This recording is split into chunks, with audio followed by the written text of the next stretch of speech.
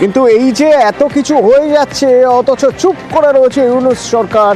ভারত তো চাপ দিচ্ছেই, কিন্তু চাপ কি শুধু ভারতের উপর থেকে না, চাপ আসছে আমেরিকা থেকে, মার্কিন চাপ।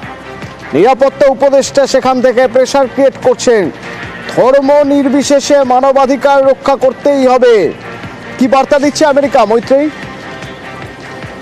গতকালই মার্কিন নিরাপত্তা উপদেষ্টা জেক সুলিভান তিনি টেলিফোনে কথা বলেছেন মোহাম্মদ ইউনূসের সঙ্গে, এবং সেখানে দাঁড়িয়ে মানবাধিকার রক্ষার ব্যাপারে যেরকম জোর দেওয়া হয়েছে এবং একই সঙ্গে নির্বাচন নিয়েও কিন্তু দুজনের মধ্যে কথা হয়েছে। যদিও বাংলাদেশে তদারকি সরকার তারা দাবি করছে যে বাংলাদেশ সরকারকে সব রকমের সমর্থন জানাবে বলে আশ্বাস দিয়েছেন সুলেভান, কিন্তু আমরা সূত্র মারফত যেটা জানতে পারছি যে একেবারে সংখ্যালঘুদের নিরাপত্তা নিশ্চিত করা এবং মানবাধিকার রক্ষা করা এবং তার পাশাপাশি নির্বাচনের একটি সুনির্দিষ্ট দিক নির্দেশ তৈরি করা এবং স্থায়ী সরকার গঠন করা, গণতান্ত্রিক এবং স্থায়ী সরকার গঠন করার পক্ষেই কিন্তু সওয়াল করেছে মার্কিন নিরাপত্তা উপদেষ্টা জেক সুলিভান।